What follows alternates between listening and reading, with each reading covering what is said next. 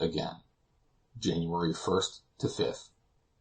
More than 3 months had elapsed since we had left Charleston in the Chancellor, and for no less than 20 days had we now been borne along on our raft at the mercy of wind and waves.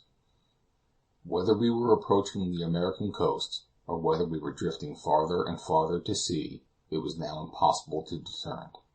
For, in addition to the other disasters caused by the hurricane, the captain's instruments had been hopelessly smashed, and Curtis had no longer any compass by which to direct his course, nor a sextant by which he might make an observation. Desperate, however, as our condition might be judged, hope did not entirely abandon our hearts, and day after day, hour after hour, were our eyes strained toward the far horizon, and many a time did our imagination shape out the distant land. But ever and again the illusion vanished. A cloud, a mist, perhaps even a wave, was all that had deceived us. No land, no sail ever broke the gray line that united sea and sky, and our raft remained the center of the wide and dreary waste. On the 1st of January we swallowed our last morsel of biscuit. The 1st of January! New Year's Day! What a rush of sorrowful recollections overwhelmed our minds! Had we not always associated the opening of another year with new hopes, new plans, and coming joys? And now, where were we? Could we dare to look at one another and breathe a New Year's greeting? The boatswain approached me with a peculiar look on his countenance. "You are surely not going to wish me a happy New Year?" I said. "No, indeed, sir," he replied. "I was only going to wish you well through the first day of it, and that is pretty good assurance on my part, for we have not another crumb to eat." True as it was, we scarcely realized the fact of there being actually nothing, until on the following morning the hour came round for the distribution of the scanty ration, and then, indeed, the truth was forced upon us in a new and startling light. Toward evening I was seized with violent pains in my stomach, accompanied by a constant desire to yawn and gape that was most distressing. But in a couple of hours the extreme agony passed away, and on the 3rd I was surprised to find that I did not suffer more. I felt, it is true, that there was some great void within myself, but the sensation was quite as much moral as physical. My head was so heavy that I could not hold it up. It was swimming with giddiness, as though I were looking over a precipice. My symptoms were not shared by all my companions, some of whom endured the most frightful tortures. Dallas and the boatswain especially, who were naturally large eaters, uttered involuntary cries of agony, and were obliged to gird themselves tightly with ropes to subdue the excruciating pain that was gnawing at their very vitals. And this was only the 2nd day of our misery. What would we not have given for half, nay, for a quarter of the meagre ration, which a few days back we deemed so inadequate to supply our wants, and which now, eked out crumb by crumb, might perhaps serve for several days? In the streets of a besieged city, dire as the distress may be, some gutter, some rubbish heap, some corner may yet be found that will furnish a dry bone or a scrap of refuse that may for a moment allay the pangs of hunger. But these bare planks, so many times washed clean by the relentless waves, offer nothing to our eager search, and after every fragment of food that the wind has carried into the interstices has been scraped out and devoured, our resources are literally at an end. The nights seem even longer than the days. Sleep, when it comes, brings no relief. It is rather a feverish stupor, broken and disturbed by frightful nightmares. Last night, however, overcome by fatigue, I managed to rest for several hours.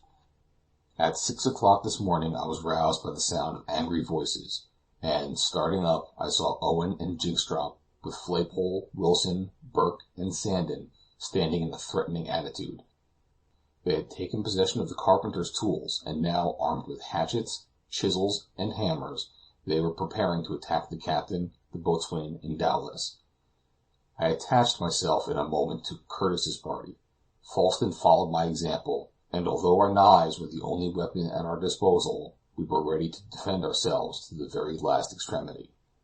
Owen and his men advanced towards us. The miserable wretches were all drunk, for during the night they had knocked a hole in the brandy barrel, and had recklessly swallowed its contents. What they wanted they scarcely seemed to know, but Owen and Jigstrop, not quite so much intoxicated as the rest, seemed to be urging them on to massacre the captain and the officers. "Down with the captain! Overboard with Curtis! Owen shall take command!" they shouted from time to time in their drunken fury, and armed as they were, they appeared completely masters of the situation. "Now then, down with your arms!" said Curtis sternly as he advanced to meet them. "Overboard with the captain!" howled Owen, as by word and gesture he urged on his accomplices. Curtis pushed aside the excited rascals, and, walking straight up to Owen, asked him what he wanted. "What do we want? Why, we want no more captains. We are all equals now." Poor stupid fool, as though misery and privation had not already reduced us all to the same level. "Owen," said the captain once again, "down with your arms." "Come on, all of you," shouted Owen to his companions, without giving the slightest heed to Curtis's words. A regular struggle ensued. Owen and Wilson attacked Curtis, who defended himself with a piece of spar. Burke and Flaypole rushed upon Falsten and the boatswain, while I was left to confront the negro Jynxstrop, who attempted to seize me with the hammer which he was brandishing in his hand. I endeavored to paralyze his movements by pinioning his arms, but the rascal was my superior in muscular strength. After wrestling for a few minutes, I felt that he was getting the mastery over me, when all of a sudden he rolled over onto the platform, dragging me with him. Andre Letourneur had caught hold of one of his legs, and thus saved my life. Jynxstrop dropped his weapon in his fall. I seized it instantly, and was about to cleave the fellow's skull when I was myself arrested by Andre's hand upon my arm. By this time the mutineers had been driven back to the forepart of the raft, and Curtis, who had managed to parry the blows which had been aimed at him, had caught hold of a hatchet, with which he was preparing to strike Owen. But Owen made a sidelong movement to avoid the blow, and the weapon caught Wilson full in the chest. The unfortunate man rolled over to the side of the raft and instantly disappeared. "Save him! Save him!" shouted the boatswain. "It's too late, he's dead," said Dowlas. "Ah, well, he'll do for," began the boatswain, but he did not finish his sentence. Wilson's death, however, put an end to the fray. Flaypole and Burke were lying prostrate in a drunken stupor, and Jynxstrop was soon overpowered and lashed tightly to the foot of the mast. The carpenter and boatswain seized hold of Owen. "Now then," said Curtis, as he raised his blood-stained hatchet, "make your peace with God, for you have not a moment to live." "Oh, you don't want to eat me, do you?" sneered Owen with the most hardening effrontery. But the audacious reply saved his life. Curtis turned as pale as death. The hatchet dropped from his hand, and he went and seated himself moodily on the farthest corner of the raft. Chapter 38.